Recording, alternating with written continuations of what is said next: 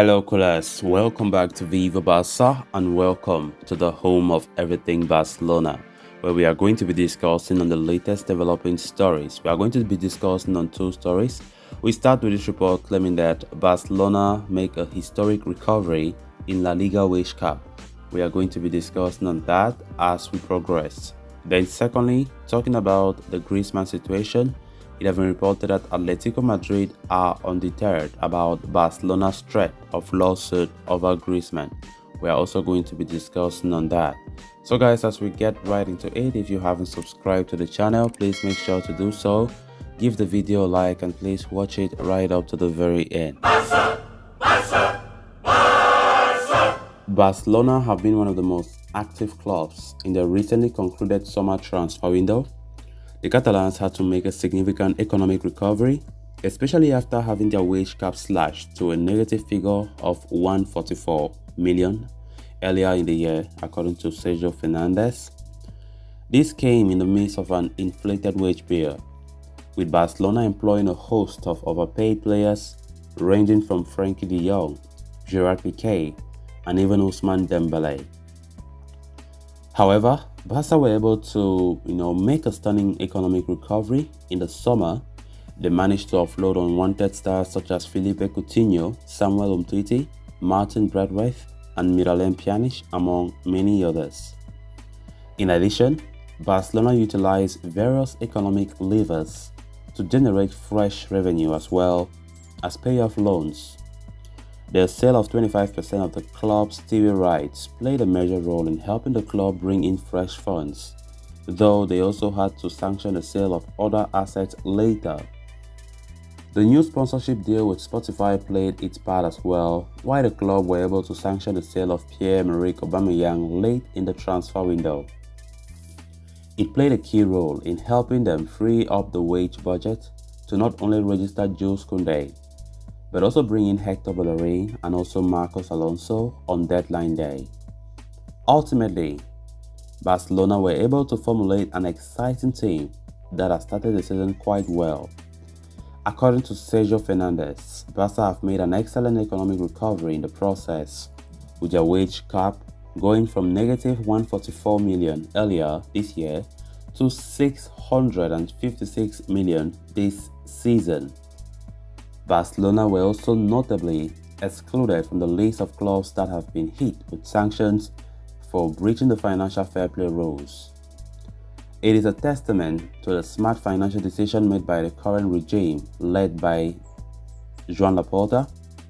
However, the road ahead could be difficult as the club look to live up to the sporting expectations, especially after building a formidable unit this summer. It's really a remarkable job, what Laporta and his regime have done for Barcelona, because our spending limit was at its highest low in the history of the club with a negative figure, but now we're seeing a huge figure right now. So that tells you how smart Laporta is, how intelligent our president is. You can see how somebody who loves the club, the way he does his things, right? Doing it with passion to see that the club grows.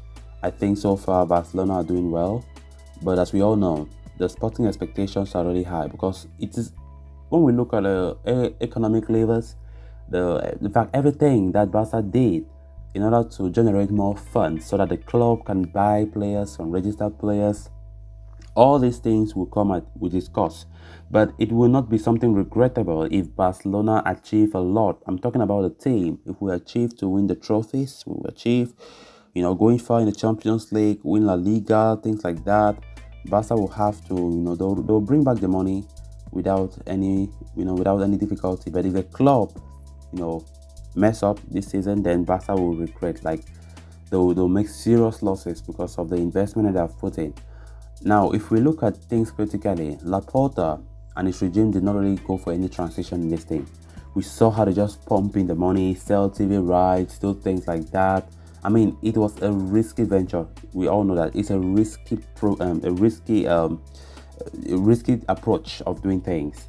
But Laporta believed that the club will achieve things sportingly, and as I said, all this comes with a high expectation from the participation or from the performance of the team overall this season. So if Barcelona do perform very well, we win the trophies that we are all expecting to win, and things like that, then I think it will be a profit to the club. But if they fail to live up to expectations, then it's going to be very, very difficult on the administration. So Xavi is currently under huge pressure to deliver, because we all know that the Barca administration will be hoping that the team, do well this season, so that all the investment will be worthwhile. So let's see how it goes. Then on to the next story of discussion. A recent report from Marca has offered an update on the situation revolving around Antoine Griezmann. The Frenchman has been used very cautiously by Atletico Madrid this season, with the capital club only fielding him after the hour mark in a desperate attempt to avoid the clause that could see them having to pay a fortune for the attacker at the end of the season. Griezmann's loan contract does indeed have a clause that will force Atleti to pay 40 million euros if the attacker plays for 45 minutes or more in 50% of the matches he is available for. He has already played over 80% of the available matches the last term, and Atletico Madrid have been playing him for less than 30 minutes this season. This has led to Barcelona seeking legal measures to intervene and force Atletico Madrid to make the full payment, as they believe that the permanent purchase clause has already been triggered after the 2021-22 season. However, Atleti are not deterred by Barca's attempts and remain calm over the situation. Los Rojiblancos have one of the best Liga teams in La Liga and believe they are well within their rights to restrict Griezmann's game time in order to avoid paying a fee. In this way, they are merely exploring a loophole in the contract. Although Spanish workers' statute dictates that the workers have the right to demand corresponding activity agreed upon in the employment contract, the case around Griezmann applies to Atleti, offering the Frenchman the chance to train with the team along with the social security, remunerations and other benefits. In Griezmann's personal contract with Atletico, there is no mention of game time, meaning the player nor Barcelona are in a position to play any Liga move. As such, the Atletico Madrid board is not deterred by Barcelona's recent attempts and has taken the recent rumors with a pinch of salt. They are, however, actively looking to indulge in negotiations with Barcelona over the possibility of lowering the Frenchman's price tag at the end of the season. So guys, with that we have come to an end of this episode. Thanks a lot for watching. If you haven't subscribed, please make sure to do so you always stay up to date with the latest on FC Barcelona here on Viva Barça. Until next time, it's bye for now.